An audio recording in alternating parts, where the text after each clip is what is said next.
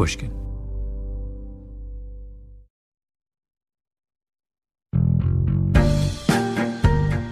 Many years ago, I wrote a book called Blink. It was about snap judgments and first impressions. It was my second book. My interactions with Hollywood were to that point limited. I think someone once optioned something I'd written for The New Yorker, and I'd taken a meeting or two, but nothing came of it. But then, one day, I got a call from Steve Gaghan. If you're a movie buff, you've heard the name. He'd just won the Oscar for writing Traffic, which was an amazing movie about the drug trade, directed by Steven Soderbergh, starring Michael Douglas and Benicio del Toro and Don Cheadle and a million other stars. And he had just wrapped Syriana, another fantastic movie, with Jeffrey Wright and George Clooney and Matt Damon. Anyway, I had never met him. He says, "I'm coming to New York, and I want to meet with you about your book, Blink." Every writer dreams of getting a call like this. I promise you, I was thrilled to bits. And Steve flies in from Los Angeles, and we meet in a cafe somewhere downtown. And just so you get the visual, I'm short and skinny. Steve is, 6'4". He's an athlete, absurdly handsome, maybe the most charming person I've ever met. And he tells me he's obsessed with the chapter in Blink about reading emotions and how there are people in the world who are really, really good at knowing what other people are thinking and feeling. Human lie detectors. So over the next few years, I am basically Steve's assistant in cooking up a story about a human lie detector. It is, I believe to this day, an absolutely brilliant script. But have you ever seen a movie called Blink? No, you haven't. And what I'm about to do is tell you the real story of why the movie never got made. In fact, I'm going to do much more than that. In the next episode, I'm going to tell you another story about an amazing movie that never got made. And then, after that, another story, and then another story. Half a dozen episodes all told, maybe even more if we get into it. Because the thing I realized in talking to Steve about what happened with our long and hilarious and ultimately heartbreaking experience in trying to turn Blink into a movie is that the best Hollywood stories are the stories that never got made. We're calling this series Development Hell. I promise you there will be more name-dropping and celebrity drive-bys and hilarious digressions than you can shake a stick at. We're going to call up the biggest names we can find and just have them pitch us the ideas that broke their heart. I mean, come on. How are you not along for the ride? But today, my very own journey into development hell.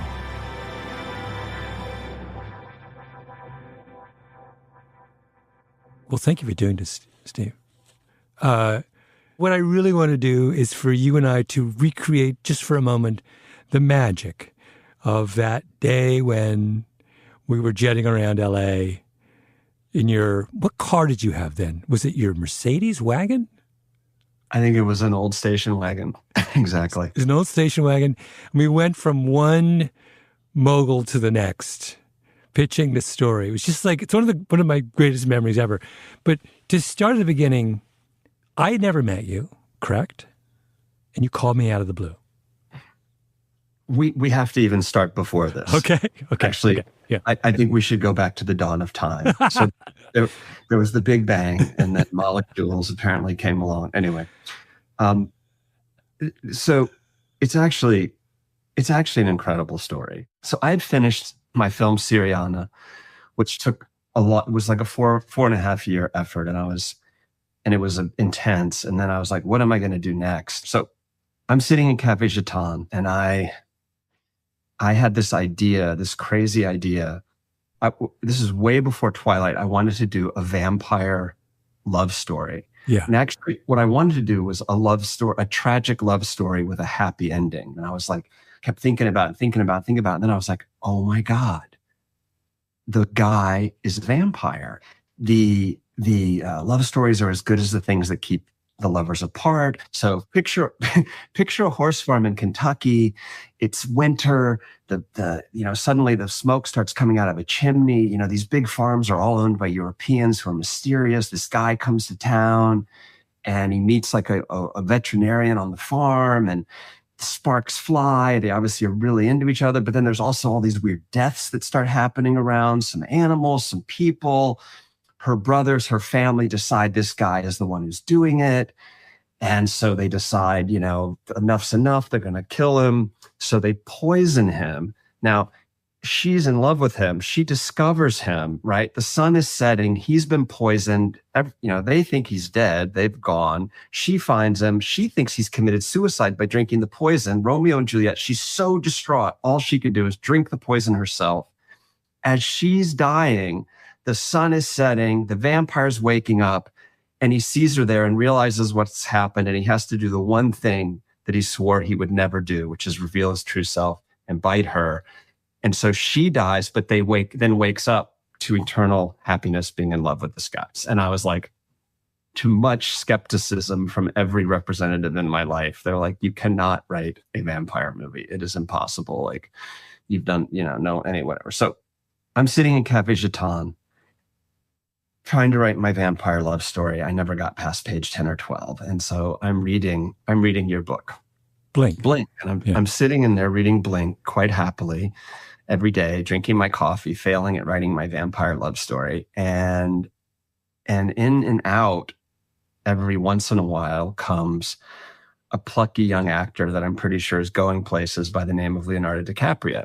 And so Leo sees me there, and Leo had been interested in playing the role in Syriana that Matt Damon ultimately played. And in fact, if you know Leo at all, like, he never really says yes, but he never says no. So he never passes. Like, I honestly think he still thinks he can be in Syriana. Like, it's just like still available. And so anyway, now I see him in Jeton, and he's like, hey, what are you doing? We got to cook something up. What are you interested in? Let's come up with something.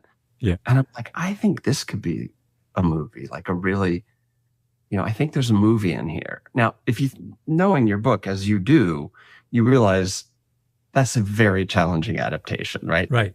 Blink is nothing like a vampire love story. Right. Like you and I, cut to a year from this point, you and I will cook up a totally different story. But he's looking at me and he goes, I'll do it. Let's do it. That's a great idea. So that precipitated me, I think, maybe calling you out of the blue to say hi. And this is what? This is like 2005? Like maybe 2006 or 7. When do we go? At some point in the story. So we decided we would do something which makes no practical sense, which is turn Blink into a movie. You were, from the very beginning, as I recall, attracted to a very, very specific thing in Blink. The notion of what? I liked the idea that somebody could have almost a truth detector, that a person could have this really heightened sense of when people were being honest or not, and that they could, they had like incredible empathy or who knows what it is, but it's like a fact of life. And for someone, it's a little heavy in some ways, but it's quite interesting in the world we live in, because I at that time, and I don't think it's changed a lot, I felt like, a lot of people are saying one thing and doing another. And this person would always be a little bit ahead of that curve. And this is because I had in Blink a chapter where I talked about the idea that a very small number of people may have the gift of telling when someone's lying. It's all about the research of a guy named Paul Ekman in San Francisco, a sort of legendary figure in lie detection world. And this predates, there subsequently were all these TV shows about people who knew when someone was lying. This predates all of that. Yeah. But way before that, so you and I, we get together, we start talking about it. And I think very quickly we realize we have nothing. We have nothing. Like, what are we going to do exactly? But we come up with an idea.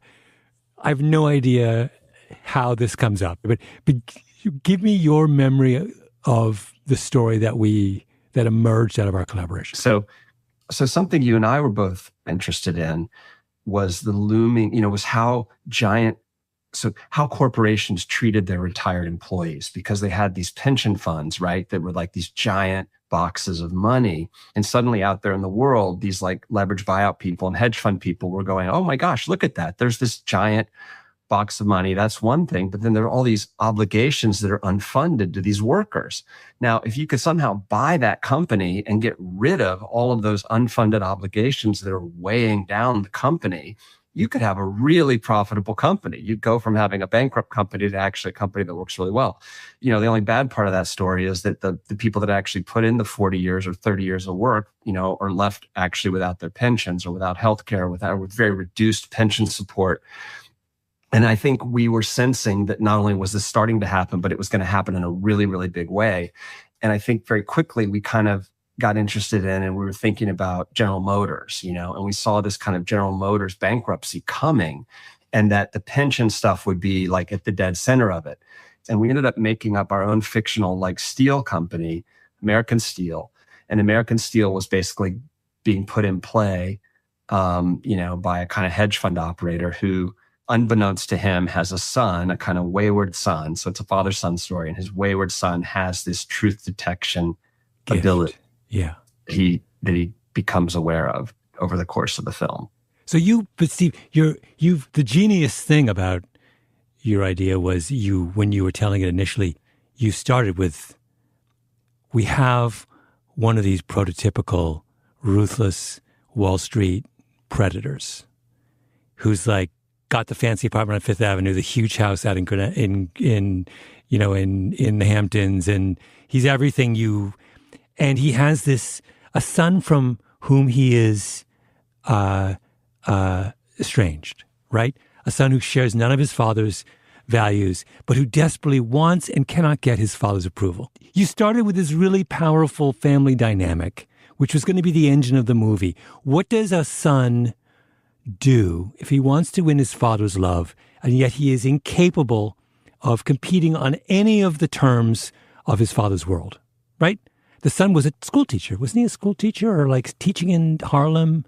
He was, he had taken a very long time to graduate from college, like over a decade, and was generally considered a layabout and kind of a loser, and definitely in his own mind. And now he's graduating, maybe, and he doesn't know what to do. And the dad is sort of loosely amenable to perhaps providing him a cubicle at his hedge fund up in Connecticut or whatever. And he goes to work in this kind of shark environment that he's not at all suited for. Except and the dad doesn't know that the son has this gift, this magical gift of knowing whether someone's lying or not. He's no clue that his son has this. He perceives his son as a loser without any kind of special gifts or abilities. And he's tossing his son a bone. The son is still on the outs and a disappointment in his father's eyes. I think it's important to place this film like in the right tone. It has like a Hal Ashby vibe to it. It feels like a little bit like it's in the tone of Harold and Maude, or in the tone of maybe The Graduate even. Like that, I know that was like something I was really, really thinking about. Like what are the pressures on young people right now when they like are looking at what's my future? It allows you to have a little bit of a Shaggy Dog story, but there's like, like you're pointing out, really heartfelt, emotional kind of dynamic, of wanting a father's love, and it's moving.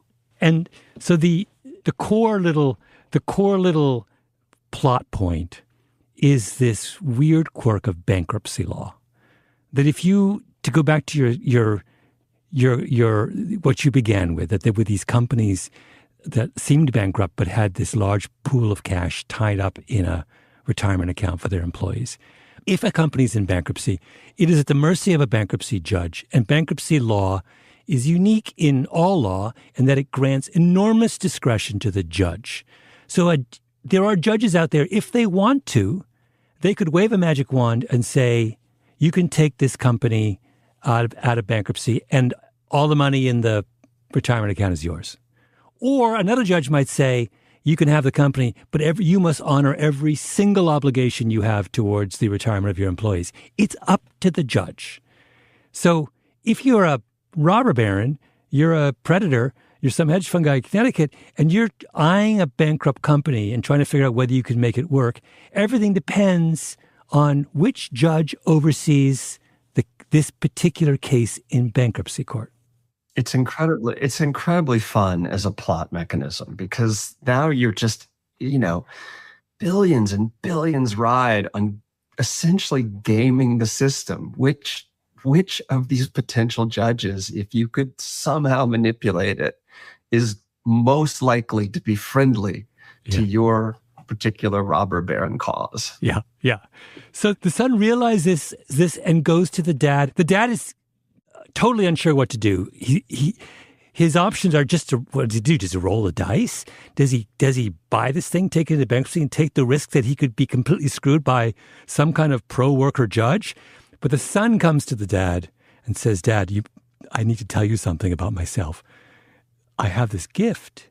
I can see into someone's heart." And the dad, of course, rolls his eyes and says, "You're bullshitting me." So the son sets out to prove to his dad he knows that he can see into someone's soul. And then doesn't he have a series of tests? Are there 3 tests that he undergoes to prove to his dad he has this magical ability? So part of the thing with the movie that I think worked really well is that the son finds out about the gift during the movie as well. So that's right. He wasn't like swanning around saying, "I have a superpower." He actually runs across the professor who's doing this kind of research, and the professor's a character. Like, he's a gambling addict.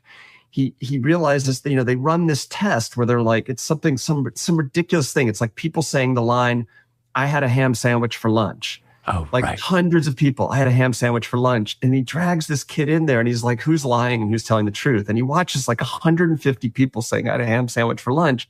And he gets 150 of them right.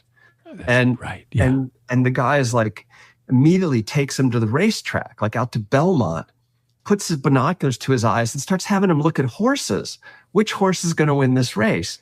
And he's like looking at the horse and he's like, "This is absurd." And he's like, no, horses have inner lives. Like, what's going on?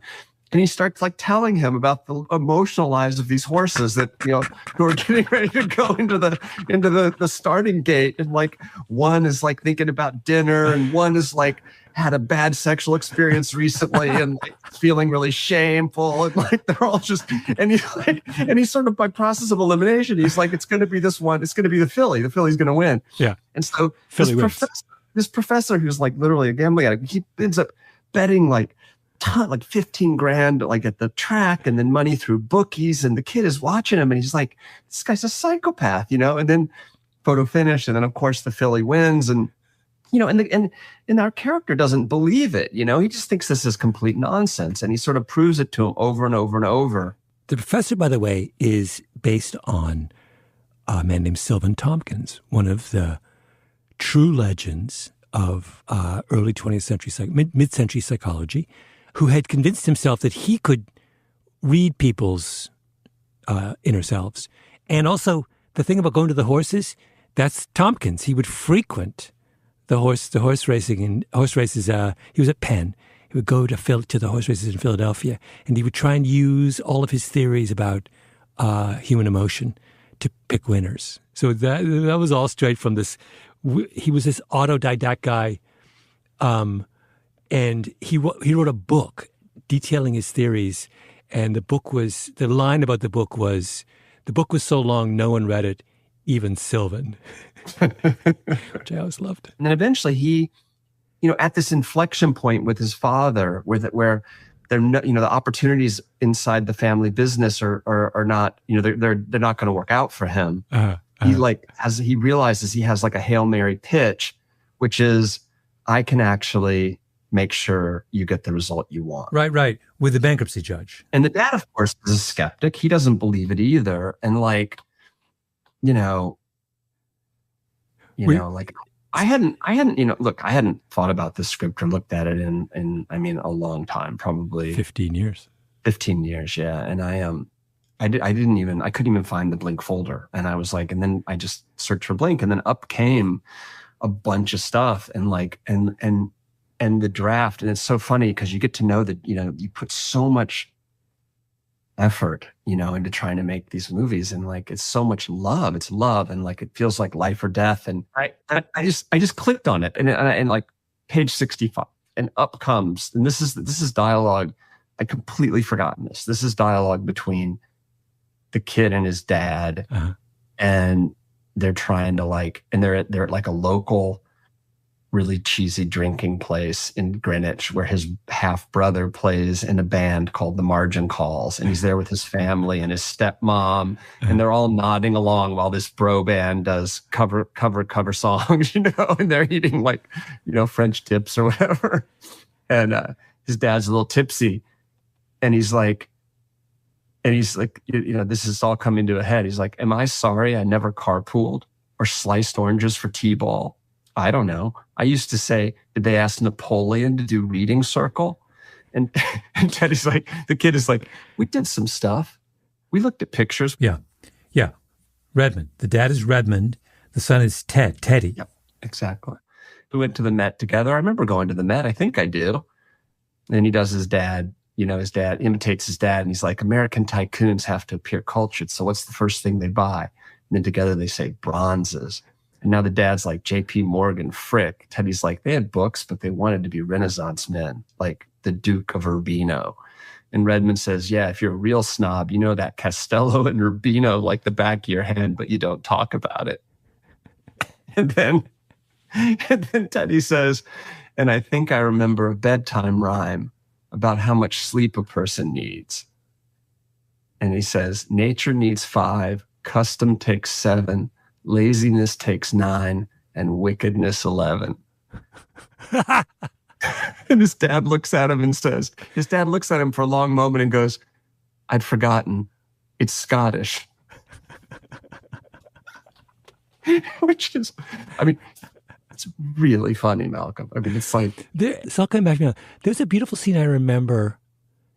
One of the genius things about the idea was exploring the idea of how genuinely conflicted the son is about this discovery of his gift. Because isn't there a scene, am I making this up, where he's on a date with a girl and the date goes awry because he can tell every time she says something that she doesn't believe, and you realize that dating under those circumstances is impossible? It's you realize that like this thing that started out as a joke is actually the thing that's defined his entire life. And derailed his entire life. Derailed it. It's made it impossible to trust people in the normal flow of human interaction. Yeah. Because the dissembling is all laid bare. He's 5 steps ahead of all of it, and he's just cut himself off from it. And so he has one chance at redemption, and that is to finally use his gift to win back the love of the person who he most wants to love him, his dad, right? Yeah. So the dad tests Teddy's abilities. Teddy wins each time. And Teddy is then given the job of picking between, is it 3 different judges?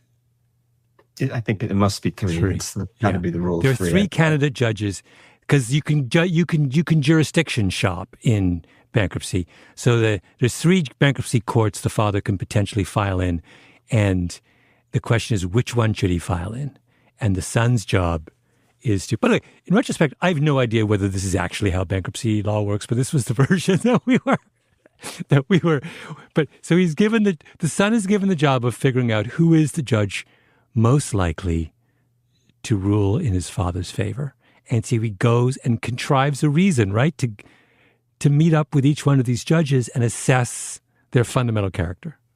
Yeah. I remember, I don't remember them all, but I do remember one was like, he pretended to be an SAT tutor for one of the judge's wayward sons, and he gets into their house and he ends up getting into like a kind of conflict with this guy. Doesn't he play golf with another guy?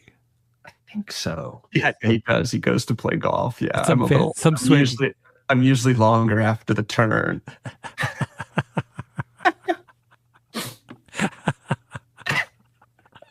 Wait, who says that? The Teddy or the judge? Teddy says it. Like, he's terrible at golf. And he's like, and the guy's like, Yeah, the guy says, try and chip the ball back to the smooth stuff. And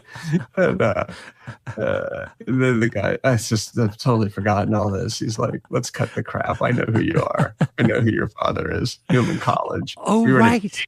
We were at an eating club together, the Pork. Our motto, feed your friends first. Wait, so that judge is ruled out.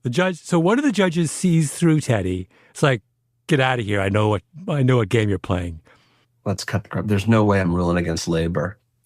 Not in this climate, not in Pennsylvania. Impartiality, my ass. They'll burn my house down and kill my family. Tell them that.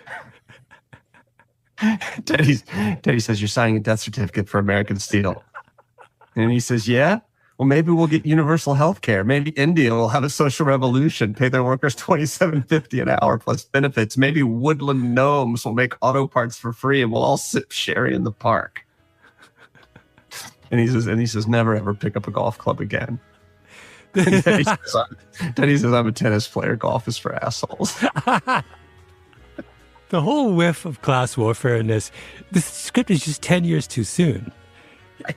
When I was looking, I just was glancing at it, Malcolm, for 10 minutes before we got on here. And I was like, God, it's for right now. It's for right now. It's so for right now. All right, let's take a little break. When we come back, Steve and I take our script out on the town.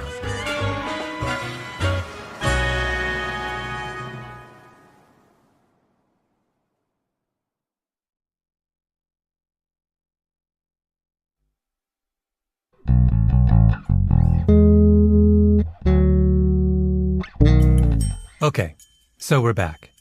Agents are now heavily involved. Word is leaked that Stephen Gaghan has a secret new project. There's a frantic week where we find time on every movie executive's calendar. The plan is to hit every studio over the course of 2 days, which requires driving from the Valley to Hollywood to Santa Monica to Culver City. We map our route like it's the invasion of Normandy. I fly out to LA. Because I am now fully in the fantasy, I book a bungalow at the Bel Air Hotel. Steve, Leo, and yes, I'm calling him Leo at this point, meet for drinks at the Bel Air. But Steve is late, so for a while, it's just me and Leo in a booth at the bar. And for the first time in my life, I'm like, where are the paparazzi? And the next morning, off we go, all three of us. Look, we were really lucky. We had, from my perspective, it's like we had you, with this amazing book that was like a huge, it was really a bestseller and everyone had read it, right? So everyone knew the book, which was wonderful. Everyone knew Tipping Point. And then we won the lottery in that Leonardo DiCaprio attached himself to the movie. So when we were going around pitching it, we're meeting all these moguls, on our day of driving around in the old station wagon. We have Leonardo DiCaprio with us. It was hilarious. So we're like in there, like the three of us, like the three musketeers, like sitting on like these couches in these big offices, and we're pitching our hearts out. And at the end of the day, I think probably they just would kind of look down the couch and there would be Leo kind of, chuckling along. He would just nod. And I think more or less people at that moment were like, we're in. Yeah. It's really, we probably could have just moved our mouths and made no sound come out, and we probably would have been okay. The amount of I must say, the entire time we were with Leo, I was so hopelessly starstruck. He's amazing. He later may have become more famous later, but it was on the cusp of he was sort of genuine heartthrob moment. I mean, he had everything, a heartthrob, but he's also a really good actor. Yeah. So he's he has all these things going on at the same time. And when you're around him, you just, it's hard not to be aware of it. Yeah. Now, other thing so we took this out over the course, I believe, of 2 days. Am I right that everyone we met with one exception bid on it? Everybody bid on it. Yeah, everyone. And I just remember being in your car, driving down Santa Monica Boulevard, and just getting calls from your agent with someone else has signed on and wants to bid. It was just the most absurdly thrilling. To this day, it It was really exciting. And then it was just us just driving around in an old station wagon. You know? To this day, my favorite pitch story was we went to Warner Brothers, and the way we remember, we divided up the pitch. And so you did the story, I did the science. So it was like roughly 50-50. Or sometimes we mixed it up. Sometimes you would do almost all of it and I would do almost all of it. For some reason, the Warner Brothers one, I did the most of the pitch. And I knew no one in Hollywood. My first time ever pitching a movie. Go into this gorgeous executive room, and there are two men in the room. One was very, very tall and very, very handsome and charismatic and warm. One was short and sort of angry and whatever. I, not knowing any better, assumed the tall, handsome one was the chairman of the studio and that this short guy was some kind of underling, flunky, assistant, whatever. So I pitched the entire script to the tall guy. And then, only to discover the short guy who I've been ignoring the entire time is the chairman of the studio. And the tall guy is just some dude who was just in the office that day. It was hilarious. And of course, they bid, which made me think that maybe the mistake we make, maybe their reasons for bidding were that if they're going to come in here and ignore me, I'm going to show them all. Yeah. I remember that. But he never got made. Yeah, I think I probably have information about that you actually don't have, that you may not even know. Yeah. Which, I can explain. When we come back, the bidding war. And then Steve tells me a story I'd never heard before. The story of why things fell apart.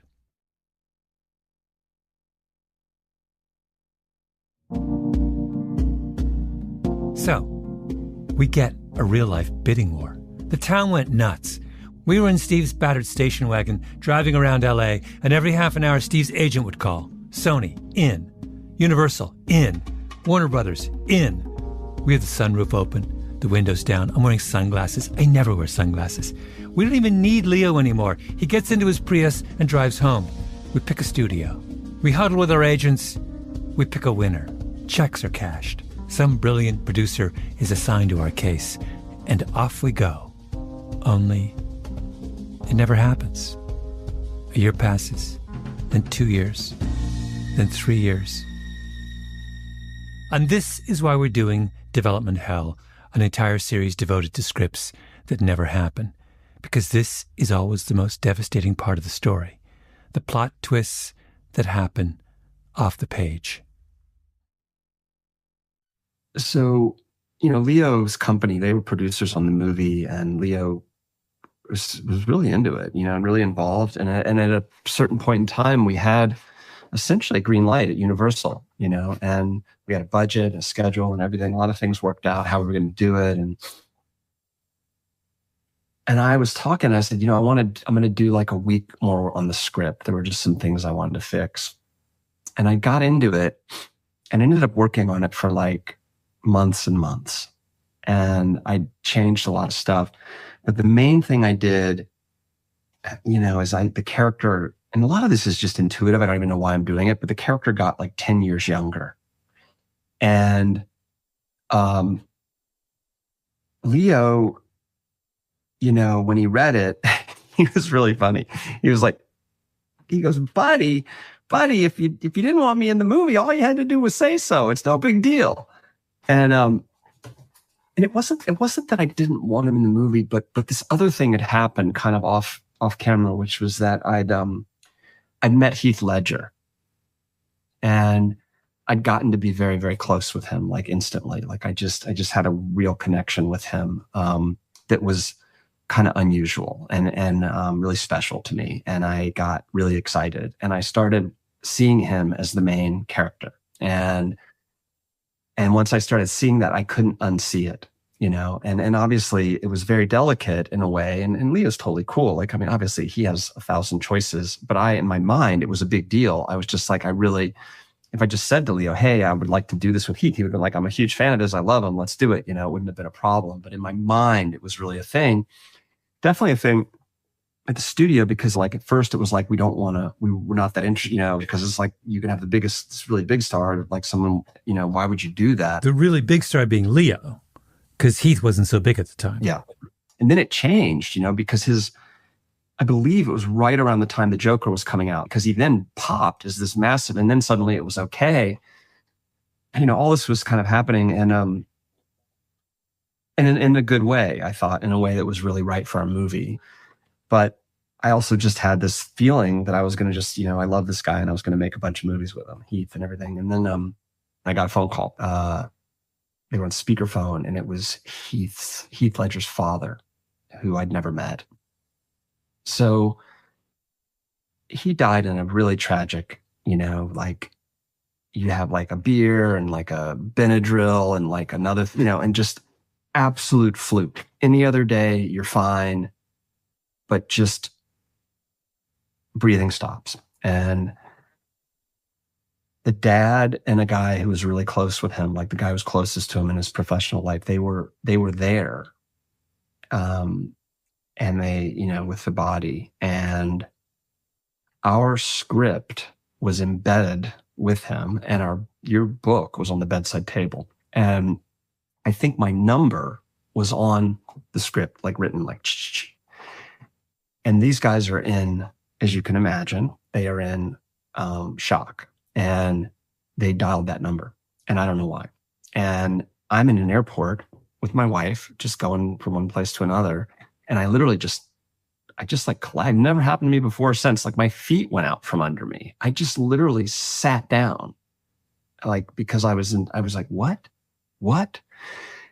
And the emotion, like what they were going through,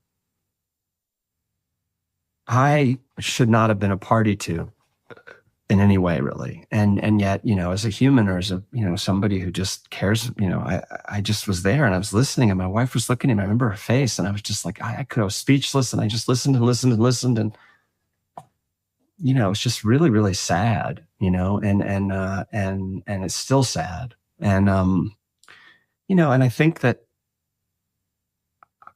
for me, I just had to put a pin in it, you know, like I don't know. It's something. Steve, I did not know that story. Yeah.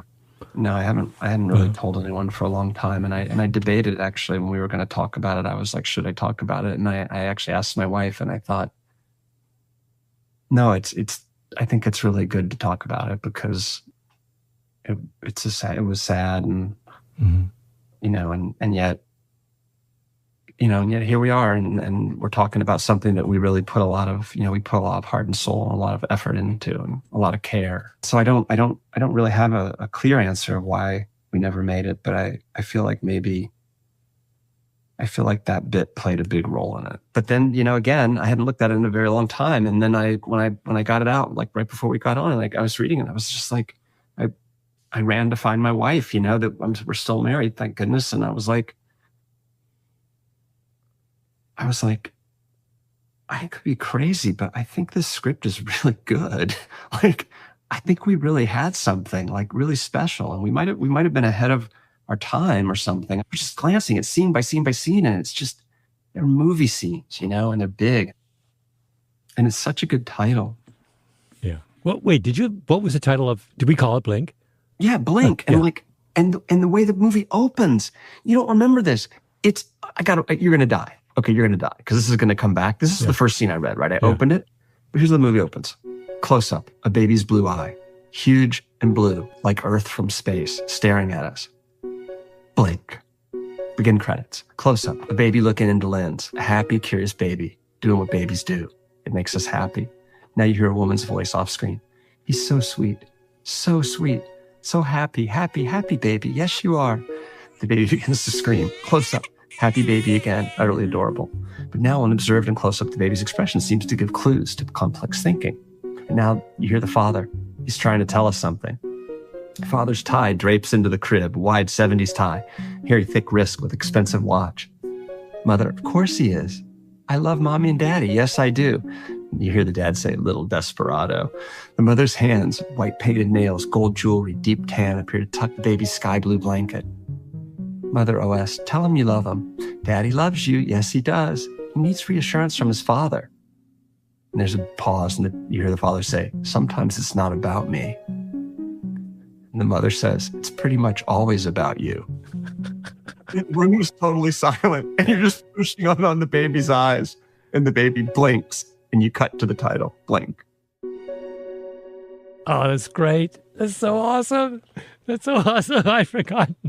The whole thing was genius. All right, we are resolved, Stephen. Bring this thing back to life. But we have to. Let's figure it out. I'd never heard the full story of why Steve had to walk away from Blink. But the more I caught up with Steve, the more I felt that maybe we were onto something back then. Maybe it's time to bring Blink back to life. I mean, as a script, as a screenwriter, as a wonderful idea, and if there's someone listening in some big office somewhere in Hollywood, I will get on a plane tomorrow, if that's what it takes. And here's the thing, Hollywood is full of these stories. We're going to touch on a whole series of them in the upcoming episodes. Next up in the feed is the story of a sci-fi thriller that had just a little too much fi and not quite enough sci, with a twist that the studios just couldn't handle. You can hear about a biopic told through the eyes of an exotic animal. You're going to hear the Oscar winner Charles Randolph get a little emotional about a project he did with Tom Cruise that fell apart. The minds behind some of Hollywood's biggest hits talking about their biggest failures. Join us as we take the temperature of development hell. This episode was produced by Nina Bird Lawrence with Tali Emlin and Ben Nadaf Haffrey. Editing by Sarah Nix. Original scoring by Luis Guerra. Engineering by Echo Mountain. Our executive producer is Jacob Smith.